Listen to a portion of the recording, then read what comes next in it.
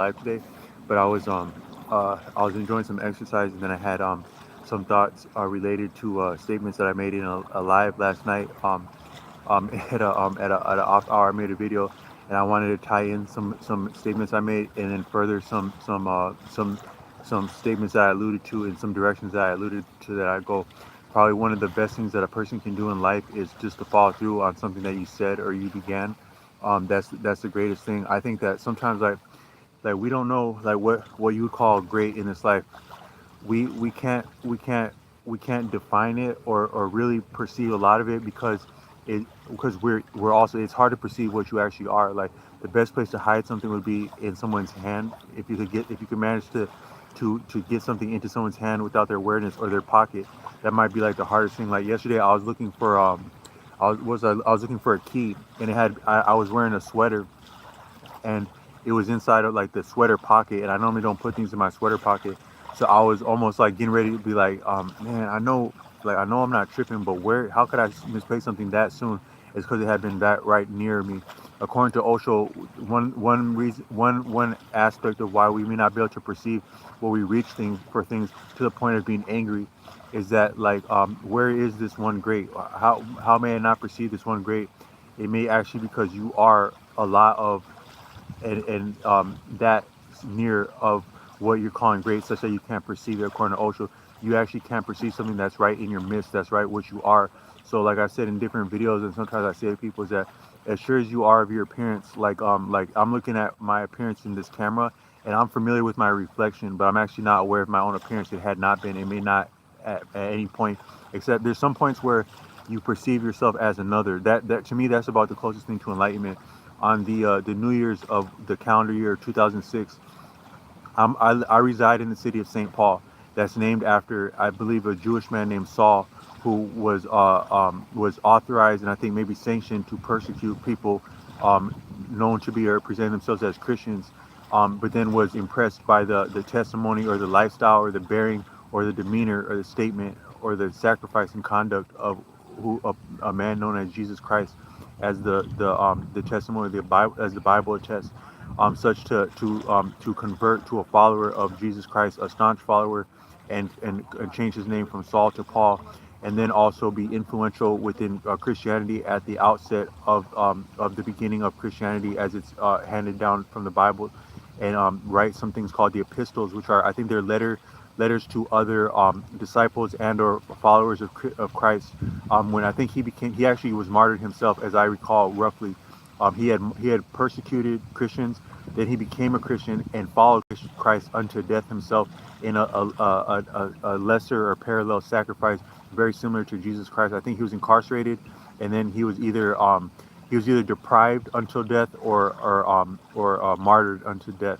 I think, and he became saint at that point, Saint Paul, and that's what the city I'm in. The dual cities of Saint Paul and Minneapolis. The capital of Minnesota is the Saint Paul, the eastern end of the dual city of St. Paul, the Twin Cities, St. Paul, Minneapolis, named after St. Paul, who had become a saint in following that trajectory. But near about the time he was becoming a saint, or very, very close to some of the turbulence, including incarceration, he would write these things called epistles. That's actually so you have the book of Timothy. The book of Timothy is actually a letter, 1 and 2. The book of Corinthians, 1 and 2, is letter. The book of, I think, Ephesians, maybe 1 and 2, are letters, actually. That is epistles. I think the actual real name for a love letter is a billet doux. That's a love letter. I think an epistle, that may be like a spiritual letter. I'm not entirely certain on that. But if you really want to win with the letter, it's gonna have to be those little notes that the girls pass back in middle school when you're a kid, and they rank the different kids, like in terms of like coolness and popularity. If you're winning anywhere in life off of a letter, it's when you're still in school and you're winning on one of those. I think they call that a slam book. Slam can also refer to I think, like, you have like a poetry slam, and then also you can have like a slam book in middle school, where it's like a book that people pass. It's like a voting tally that people can't help but be voters, and then people grow up to be having slam. So, like, when people won the president, like the our sitting president, he had actually won a slam book, but now it's a little bit more sophisticated and contendable. But there's no denying that slam book in middle school. So, like, a lot of times they're fighting over the female. I'm being tongue in cheek, but we're more so fighting over the female vote, because females will put you up on something. You're a musician now. Females will push you up on that. The times I've gotten strong rapport with men bearing an instrument in public, but sometimes the men they'll want to know what's your pedigree, or they'll want to tune your instrument, or they'll want to check you out to the point of peeping your weakness. But sometimes I've actually had a couple women bless me with with money when I hadn't been seeking that. I had been The times I got blessed with money is because I've been writing music, like, and because I write music constantly. Writing music is a little bit arbitrary because you sound like you're creating it. It's more so discovering by tinkering. According to Nassim Nicholas Taleb, the greater of things that you would do would be a function of tinkering, if anything, and that's similar with music. But then also, the moment you go to capture it, that actually somewhat changes it, if not falsifies it. So performing music, conceiving music, tinkering music may be different and sometimes greater than what's called writing music, because when you write it, you're attempting to capture it. It is kind of like you're handcuffing it. You're handcuffing music with that recording. That in itself. So, but there's nothing cheap and there's nothing free. So you waste enough time and frustration trying to record something, you may be blessed with a recording that's enjoyable. And there is a function and feature in this life for the recording of classic music to my taste. I'm not saying what can and can't be classic, because something underground, something with less means, something indie can be as great, if not greater, than something that's polished and commercial. But you do have something that's classic, that's enjoyable on repeat over months, days, weeks, months, decades, generations, such to be iconic and enjoyable. As and time is secondary to creativity and love. So if anything, I enjoy a lot of doo-wop music. There's a lot of great doo-wop playlists on YouTube. I had a stronger playlist. Sometimes in my life, I had a really strong playlist, and for different reasons, I've lost track of those playlists. I had one really great playlist of music from India. This music make you so brave as to make you feel like a lion, like you could face a lion listening to some of that music from India. I actually saw a person. There's a video online of a person rebuking a lion with the Holy Bible, and the lion wasn't having no parts of that. It was kind of comical. But that's actually that's called leonine. When you're as brave as a lion, that's called leonine. And the scriptures can make you feel leonine. Anything of love can make you feel leonine. Love and maybe discipline and sacrifice. And music can too. Like, so a lot of these music, like the music of India at different times, has made me felt leonine, and had me have like pipe dreams of playing, like visiting different like challenges. And then also some of the music of like doo-wop. Like, I became a CDO school bus driver in 22, and at that time, that year of 22, there was like, I remember the fall of 22. I had some beautiful coworkers as a my first year as a school bus driver, but I also was listening to, there's like a moon out one night. There's actually like a full moon, like somewhere around the fall of 2022. So I felt inspired to look up this song. I could recall at least that song, "There's a Moon Out Tonight" by the Capri's. I listened to that song then. I fell in love with that song again that night of some night, the fall of 2022. That sent me on a rabbit hole of doo-wop classics that fall of 22. And I was also, I've undertaken singing, learning singing different times. But that fall of 22, I reached out to a local teacher, a Jewish woman, who's giving lessons in singing, but also for people overcoming trauma. And when I talked to her, I was like, yeah, I've taken different lessons, and I'd also like to overcome some stuff from my past. She said, I've dealt with a lot of people who are a little bit like stifled and limited by some of their background in expressing themselves, but you don't come off that way. You just come off as a person that's interested in singing but doesn't sing a lot, even having taken lessons. So do you actually sing a lot? And she's like, I would recommend singing more, if anything. So I was spending time singing, and she was dead on. She was spot on about that. And then also up to that point, I had different singing teachers that would say, be careful about singing. And the moment you feel anything, make sure you fall back, because you really got to be careful about singing. So when I talked to this Jewish singing coach, I was saying, yeah, and I also know that you don't want to be singing too much, because you can because that cannot be good. She said, if anything, I've had experiences singing in like praise setting for hours on end, half days on end, half days upon half days, days upon days, maybe nights upon nights of singing worship. So that could also be not that you could actually sing as much as you are inspired to, and you're feeling inspiration. So there's no limit with anything, not even singing. But so I would spend a lot of time singing doo-wop songs in my car on lunch break in the fall of 22. And really, you can fall in love with life and fall in love with love, But that can all, if I'm being honest, that can be problematic because all things have to be tempered, even love, even passion, even inspiration, even interest, even learning, even singing, even doo-wop, even romance. It all has to be tempered and calibrated because nothing can afford to be out of control. Not even your pretenses about like loving and singing and romance or love making if it came to that, anything. But I was getting some vibes about doo-wop back then, and so that part of my life was marked like that. And I had the track list and the memory upon YouTube, not having actually subscribed as a paying for the YouTube premium, that YouTube would recommend to me my own videos that I watched a lot, and it was really dope like that. And then I've had strong playlists on Spotify over the years, and I've lost contact with some of those playlists. But so now my YouTube playlist it's a little bit weaker than it's been at other times. But I did discover some great doo-wop this summer when I was down at a hospital healing. But then also I discovered some great instrumentals on the hip hop side while I was healing this summer. So some of my great instrumental hip hop that I would be aware of is like there's a song called "Finally Famous" by Lil White.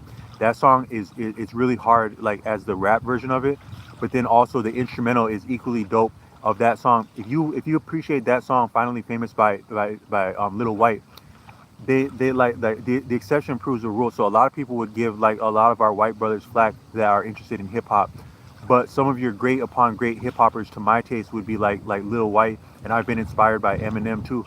Whoever inspires you is who's great to me, not how lyrical or not lyrical, what their background is, what their ethnicity is, but how they inspire you, how you rock with how they speak to you, how they speak for you.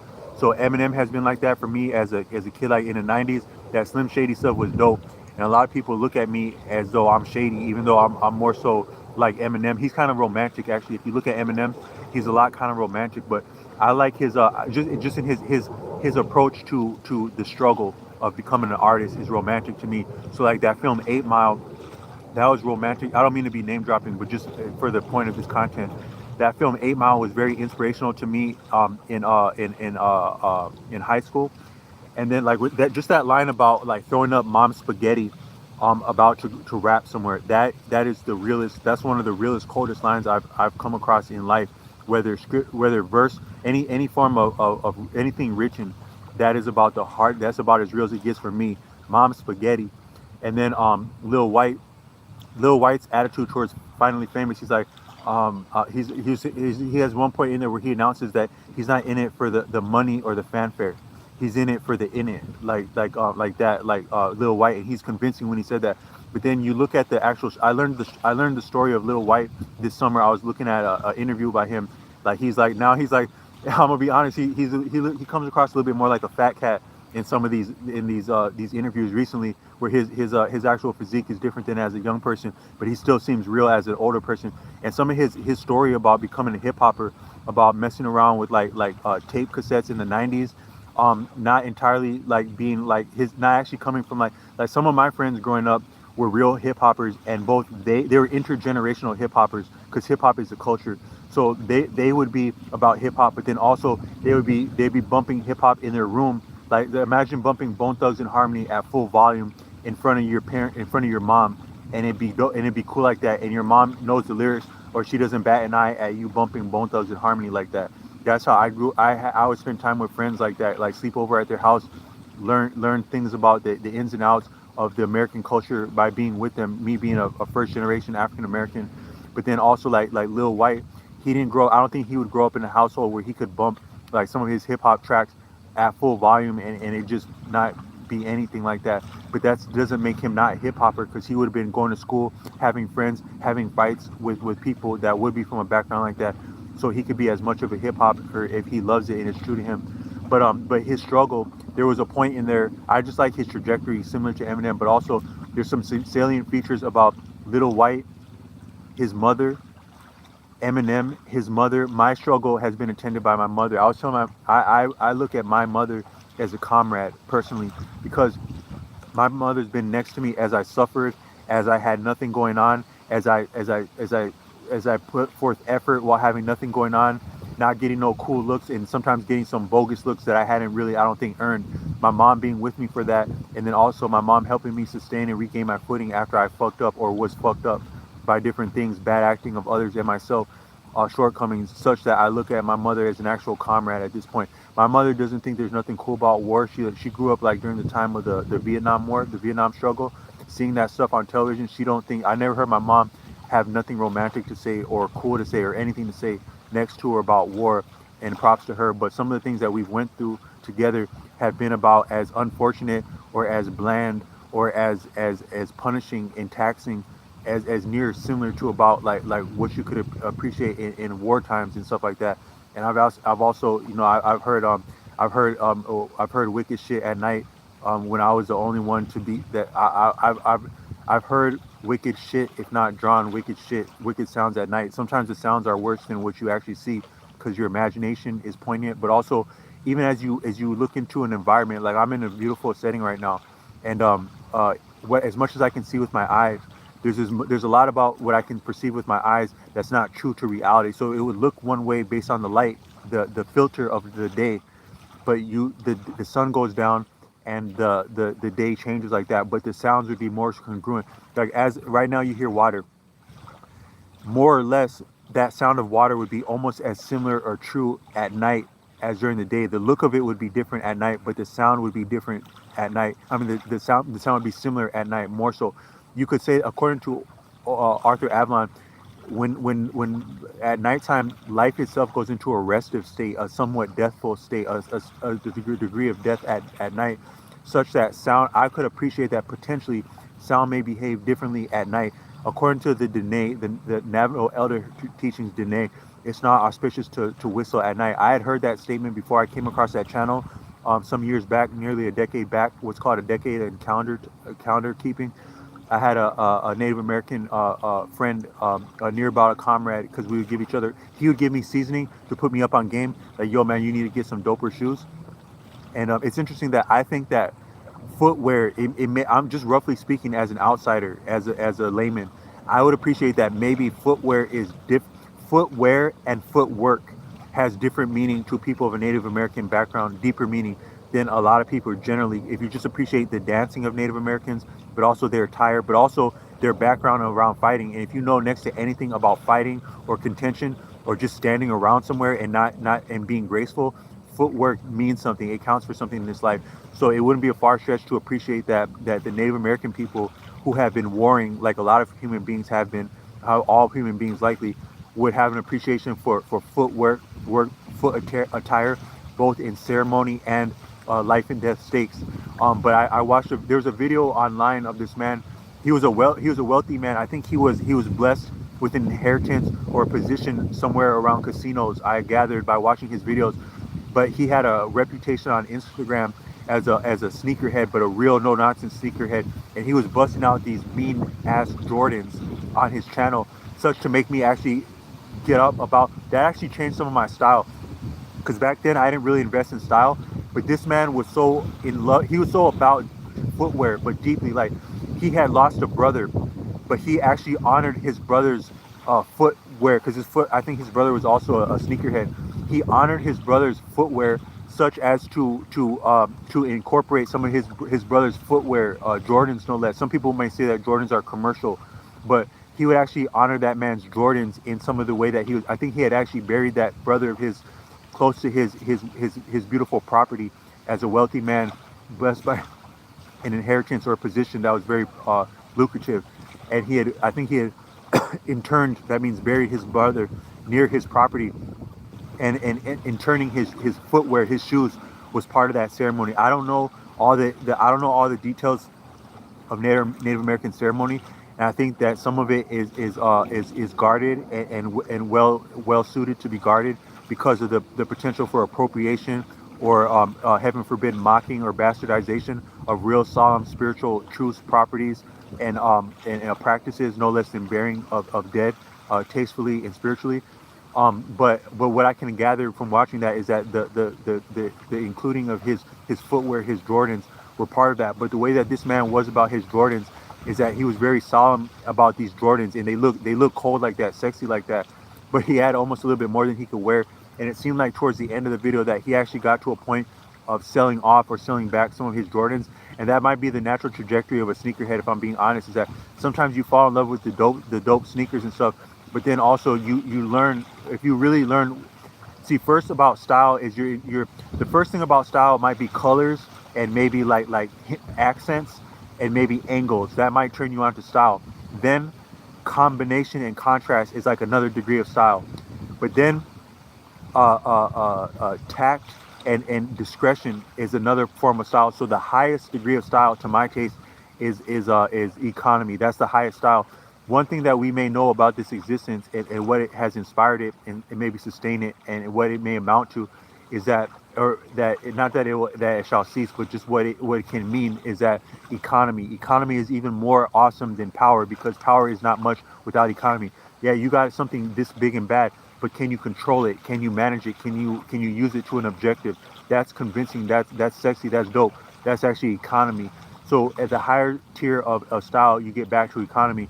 So it ain't all about it. Ain't one thing is that a lot of things look better broken in. So like the Japanese, they have an idea I read in a book called Oh by Daisetsu Suzuki. That book references samurai aesthetics and also aesthetics around tea and like haiku. Like that's an example of economy there as poetry in verbal form goes with the Japanese, is that they have an appreciation for romance. There's a specific word for romance and like poetry as it attends things like martial activity in dire circumstances. There's a word for I think the word for honor within dire circumstances might be valor. There's a word for mercy within dire circumstances. I don't know what that word is, but you can gain some of that. Like sometimes I spend time around sailors, and some of these men who are sailors, formidable sailors, I won't say any branch, but just sailors, they have a degree of mercy and compassion in training, like relenting from like the punishment of training. But then also, I would imagine that some of that is translatable into combat. So like actual aesthetic rules of engagement and mercy in combat. I would imagine that some of our service members in the United States have some of that, and that's actually convincing in a form of beauty to be formidable, martial, but also have tact around that and discretion around that. I'm not trying to romanticize anything, but just that there's a word for that. That's all I'm saying. There's a word for mercy as fighting goes, but then there's also a word for poetry and art as around dire circumstances, whether economic or military or some combination of that. And I think that appears in some of the work of Daisetsu Suzuki, that word for that form of artistry.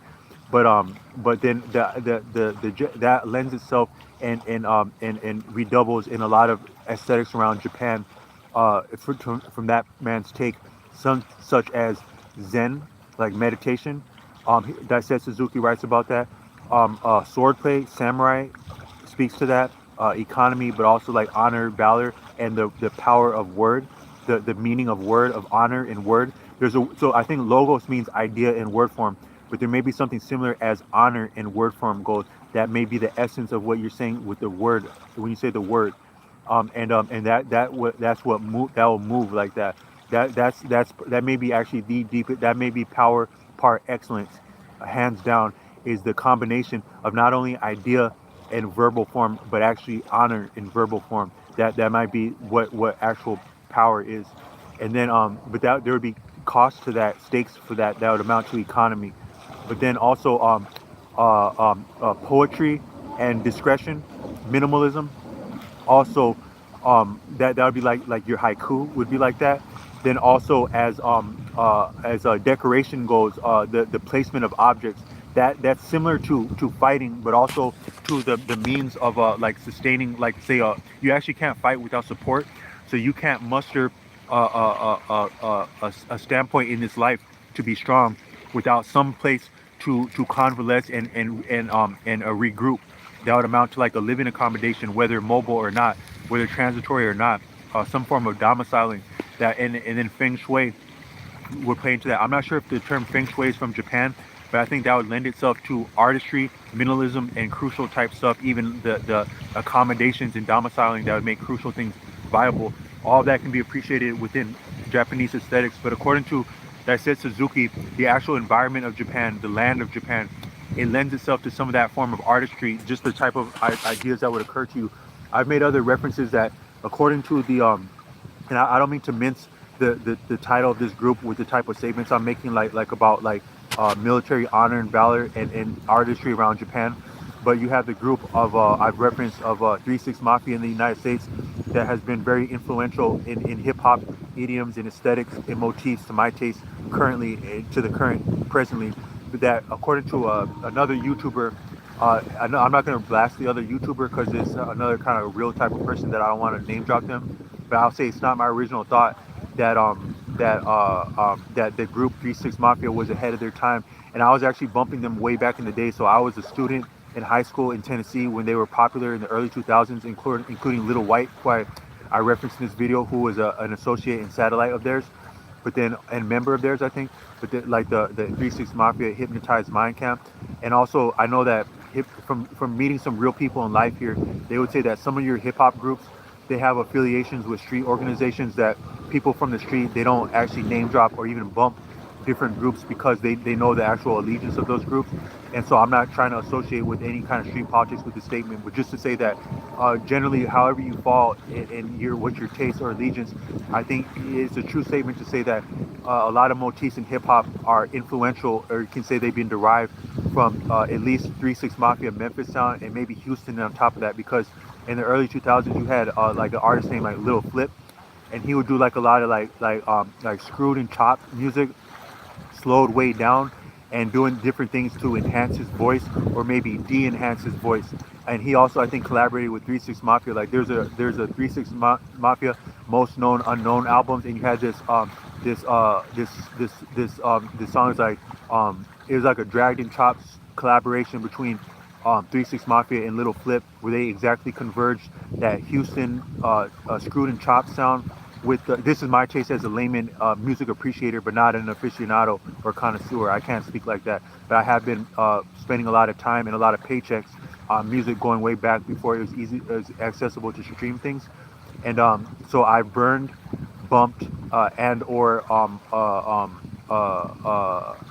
purchased music as it was available and ethical, and as I was both a minor and an adult, more so an adult with a minor with the burning and an adult with the purchasing, and then streaming when that became viable. But I would be aware around like that sound of that Houston sound and the 3 6 Mafia, even in some sketchy places that I didn't really have. I could have been in better, more productive places, but I would be in places that would fit that venue, both the milieu and the ambiance of these venues. They'd fit that kind of music as that music was being popular with that combination. But just that it's been said by a member of that group 3 6 Mafia, one of the leaders is first is the production and artistic excuse me direction would go that some of the vicinity of Memphis, the overtones or undertones of the over, I think that undertones are actually overtones, but undertones can be felt like undertones, but they're still overtones. Is the overcast of Memphis, that kind of dull. It's interesting that Memphis, Tennessee, has been recognized as a great center of music, but also artistry, even culinary, but music. Memphis like that. It has a very solemn, somber, overcast ambiance that can some people can be affected by that. They have like seasonal affective disorder, where the seasons can actually affect your mood profoundly. They that's not that I think that's been demonstrated scientifically and appreciated that the your atmosphere, the weather conditions can have a deep impact on your state of your disposition mentally and emotionally at any time, your experience, such that Memphis, Tennessee can lend itself to seasonal affective disorder. I would imagine that the Pacific Northwest is where we have Kurt Cobain, Pearl Jam. I think his name is Eddie something, the singer for Pearl Jam, who's a great, awesome musician. And you also have Soundgarden and like Chris Cornell, like that song. I actually just walked past somewhere that had someone, so it was tagged Dark Days. I think Chris Cornell popularized that Dark Days. I seen somewhere tagged today before I made this video walking. I got dropped off somewhere by a family member, and then I made my way. And the first thing I saw when I walked out the car was Dark Days. I think Chris Cornell had that song. I fell on. No, but he had Black Days. I fell on Black Days. Chris Cornell had that, but he's from that Seattle area that has very similar season and weather conditions, eccentricities as Memphis. A lot of people don't appreciate that the United States has three coasts. It has the East Coast and West Coast, but a lot of times people don't think about the Gulf Coast. I've heard different hip hop songs that remind people that yes, there's a third coast, and some people in Texas would identify with the Gulf Coast as a region, and that coast like that, it can affect the weather even as far as the mid South, like Memphis, Tennessee, and play into the artistry according to some of the producers of 3 6 Mafia themselves. And then also I would appreciate that in visiting the Pacific Northwest. I've been to Vancouver before. That's not very far from Seattle, and just spending some time there. I spent 2 weeks. That's a good amount of time for vacation if you're going to stay with people or be somewhere. 2 weeks is a good amount of time to really experience somewhere if you can afford to without encroaching someone. And then it was very overcast a lot of that time, but with it being overcast like that, you appreciate the sunny days better. So it may be that some of these somber locations, even as they're overcast and limiting, a lot of things that are punishing, they can amount to strength. So some of these places that would be punishing in terms of the seasons and the weather eccentricities, it can amount to a beautiful artistry that benefits and blesses the actual beautiful days. So some of the, like, you can imagine it'd be very nice to enjoy like some grunge music or some southern music, whether blues or hip hop maybe even, on a sunny day. But it actually got made by the overcast day. But then Japan might be very similar conditions to both Memphis and or mid South and Pacific, different parts of the South, but also mid South, Pacific Northwest, and Japan might be similar in the overcast.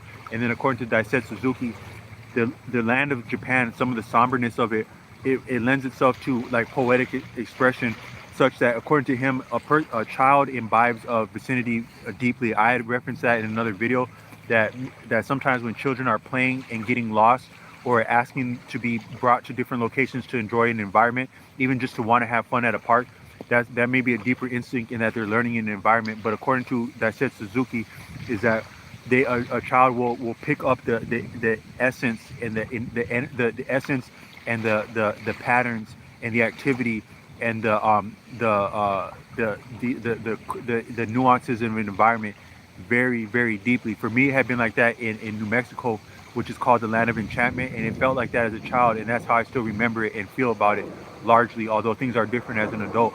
And then Japan would be like that according to Daisetsu Suzuki.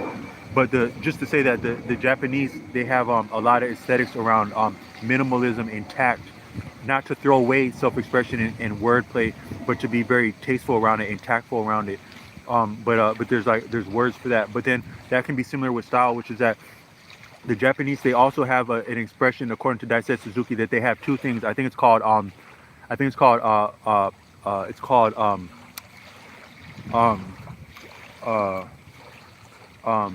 wabi and sabi. I think one of those refers to poverty, and another one refers to like rustic type things. So like for me, like I'm with a guitar now, right? So so this might sound interesting to someone that's inclined musically.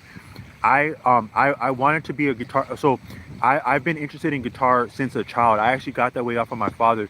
My father had a guitar. My father would practice guitar in the 90s when he was a student at graduate school. But one thing that he did for the sake of it, for his own enjoyment, was to spend time with a guitar as things were getting hard. He did concede to alcohol at different times, but to each their own. None's perfect in this life. A lot of life is poison. We enjoy different poisons, but we also pay for our decisions, and so do the people who love us and who are cared for by us. But that had been my father's story. But one of the redemptions within his story and his suffering and his plight, but one of the dope things he was about and is him, is that he would have guitars laying around and use them with the chops that he's had at different times.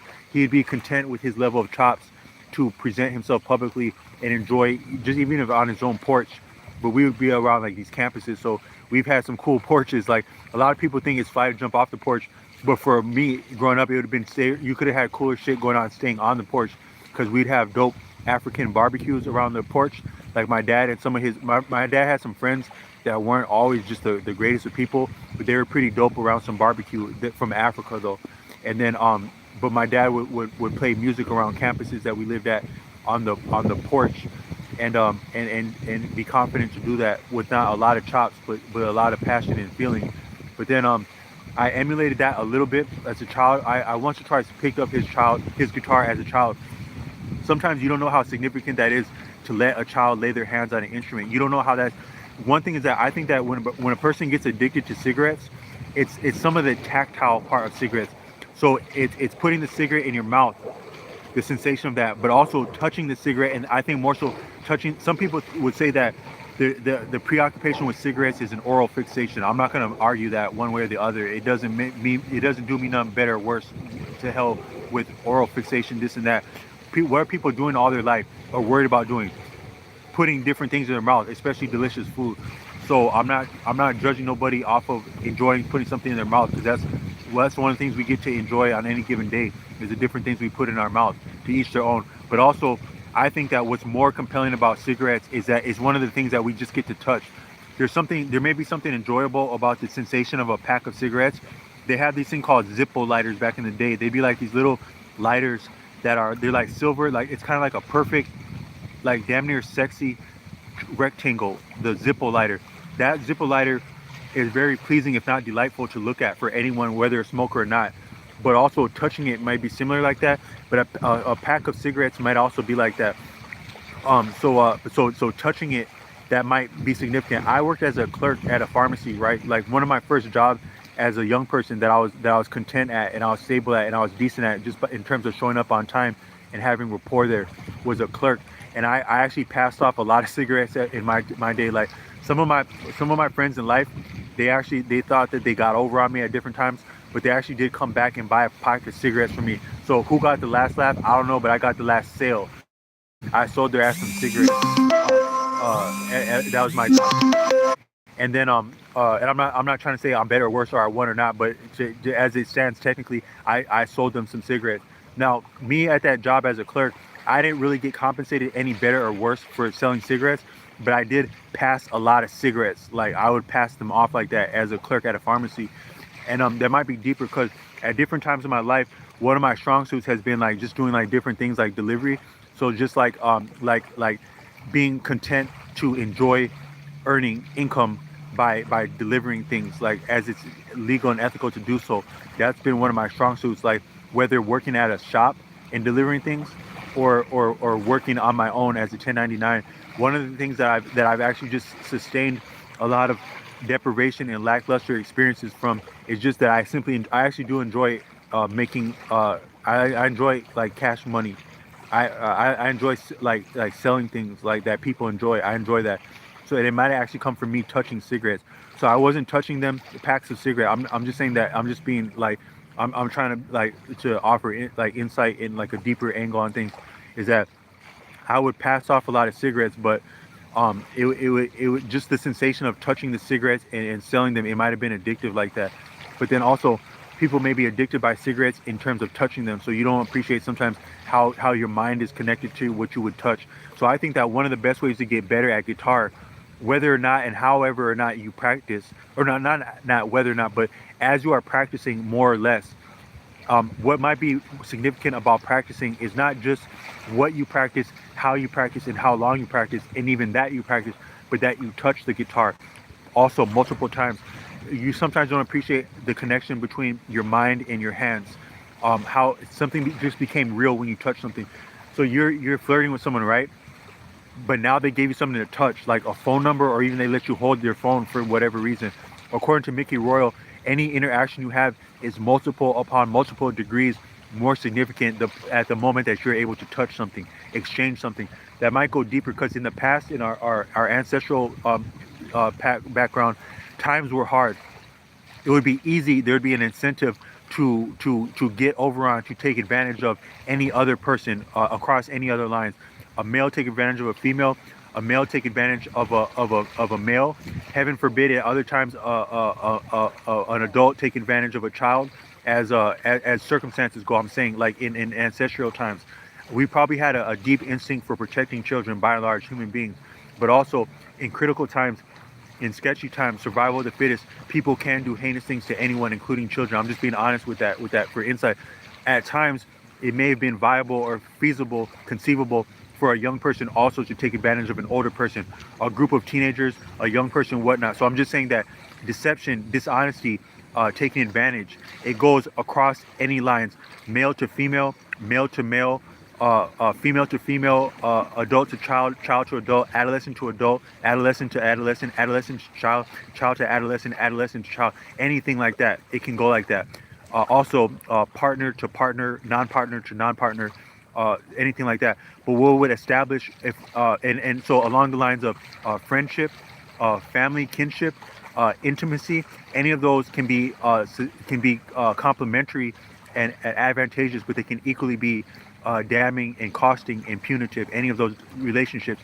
But what would be significant is the exchanging of value. That's what you can more so trust to the present day. Not who's your friend, not who smiles in your face, not even who lays down with you, but who is sturdy and who does sturdy exchanges with you that are reliable and demonstrable and repeating, or who does the deal with you. That's who you can trust. So yeah, man. So we're friends over here, man. But fuck those guys. But they also say fuck us. But me and this one work out a plan that we actually survived this antagonism together. We did that by agreeing to something. That would be very significant. That agreement would count for something. That actually would be worth more than life and death, worth more than value itself. That trust, that agreement. But the means of that trust that would be conveyed most clearly, most factual, the closest thing we'd have to fact as socializing and as mental, emotional, and volitional exchanges are concerned. That is social activity, even relationship, sexual activity.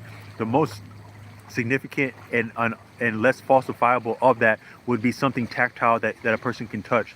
So tactile exchanges, tactile activity is very significant, both in like socializing, like the point where someone would touch you, like you say people are friends, and then they play fight, or they give someone a high five, or they slap on the back. The point where it just got physical for better or worse. That's very significant. But also exchanging things, it may have been a deeper form of communing going way back.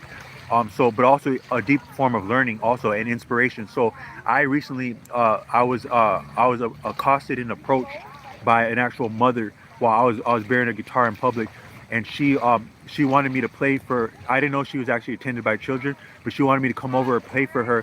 And then soon her 4 children emerged, very young children, from Africa no less, but in the Americas. And they were curious and inspired and interested in the guitar that I had with me. And I specifically made it a point that I made an opportunity for them to touch the instrument of themselves if they were interested. The strings, but the instrument, it doesn't matter the strings or the instrument. That they would touch a guitar as a young child, it's not inconceivable that they could become actual musicians in the past, just the trajectory of that. And I also allowed them to keep that guitar because I wasn't trying to impress them with that, but I thought it might be cool for them to actually have a guitar on their hands in their home, and we might have the next Jackson 4 on our hands like that, or just some people that get to enjoy music deeper for actually having an instrument around their home. They said it's been said that when there's the amount of bookstores that would attend a vicinity, a municipality, it has profound dynamics on the metrics, the statistics of that vicinity. I would imagine that extracurricular activities would be very similar, different constructive things for young people to be active in, even underage employment as it's suitable and feasible and advantageous. That could probably have profound impacts on statistics, but then on social metrics and outcomes as statistics go. Both the positive and negative statistics would be impacted by that. But I also think the presence of an instrument inside of a home may be beneficial and enlightening and have positive, I would imagine, affirmative outcomes. There could possibly be some difference of I've went through different heinous episodes in my living circumstance with activity that would take place near or around the home. And I think that some of surviving that, it may just simply be some of the grace that would be attended by having instruments in the home, or me being inclined towards real instruments as that stuff was going on. I imagine that. But then also, you could maybe extrapolate that that some of like what makes modern life heinous. Like people say, man, what has happened to society? Where have things gone? How are things like this? How are these things happening? It might be potentially because we have a human need for entertainment, also revelry and music, carnival. We have a need for all that weekly, if not daily. We need that, but we're in the habit of being catered to so much. I think a lot of catering is not to our strong suit. A lot of advertising, whether catering is as food goes, as services go, even as education goes, but also as entertainment goes. I don't think the catering stuff is healthy. Is to our strong suit. No less than the proliferation of recorded music, actually, the radio, whatnot. Because back in the day, it's been said that pianos were accessible at different times. Even some of your great pieces of music going way back, they were people who were marginal and impoverished, but they still had somehow had access to a piano or to some form of music making back in the day. That's significant to suggest that maybe pianos and guitars weren't maybe all the way out of reach. Like to the present day, guitars ain't cheap, baby. Like I heard someone say that to a young person in a guitar shop, a parent. I don't know if that's a strong suit or not. It may make them appreciate guitars more, the value of instruments more, or it could be limiting and creating a poverty mindset. But it is not my stance. It's not my place in this life to judge anyone's parenting style. It's not. But I heard that statement made to a young person. But I still think that guitars are not all the way out of reach. Even if they had a young person on their hand, like that young person, right? I was inside of an actual guitar shop. I was the only one in a guitar room practicing guitar, and a very young child got away from the parents and came in there and said, "Can you play these?" And I said, "Yeah, you actually can." And I had an instinct to say like, "But be careful, because they're actually some expensive shit." I was thinking in my head to say something like, "Yeah, you can't play any one of them, but be careful with them." But I specifically didn't say that because I didn't want to be like, "Hey man, be careful about putting your fingerprints on these guitars, because actually that person's creativity and their life and health is worth more than anything, even those guitars as fancy as they are." So I didn't say nothing. I just said, "Yeah, you can actually play them." And then I think I said something is that's actually a great question, because I would have wondered the same thing. I said exactly that, no more, no less. But then about a moment later, their parent came in and they said, "Those are expensive," something like that. But I still think had that child had an interest in being a guitarist, it wouldn't be impossible for a loving parent to find a way to put together a guitar somehow. If you think of all the things you spend in life, there would have to be some form of because they had ukuleles in there that were not that expensive compared to the other stuff. There would have to be some form of and there's also venues that donate instruments. So had a child been interested in an instrument, it wouldn't be impossible to line up an instrument, or maybe even some form of teaching. I don't think as much of teaching is required as people think, but some teaching is appropriate for someone interested in music, because it gets you familiar with it. It breaks the ice with the instrument, and it can get you the best thing a music teacher can do is get you a feel for the instrument. They transfer their feeling for the instrument. That's the best thing they do. They actually transfer some of their feeling for that instrument, their passion for it, but also some of their sensitivity and their habit of touching it, like their way of touching the instrument. A teacher would convey that. Then also, at best, they can inculcate a habit of playing regularly that would amount to a joy of it, enjoying it, that reinforces the habit. Now you have a real player on your hand. Someone with a feeling for the instrument and a passion for a habit that is for touching it on a regular basis. Now you have a player on your hand. If you get them to enjoy and trust their own ear, sky's the limit at that point, I think. But I still think that it wasn't maybe necessarily always impossible to get your hands on an instrument. So you'd have more people playing in the habit of playing instruments. But with the proliferation of the radio, I think that a lot of things that cater to you, they also limit you, because you're now in the habit of being catered to, even musically. So I think that a lot of people enjoy music because it's a human instinct to enjoy music. We're simply musical human beings.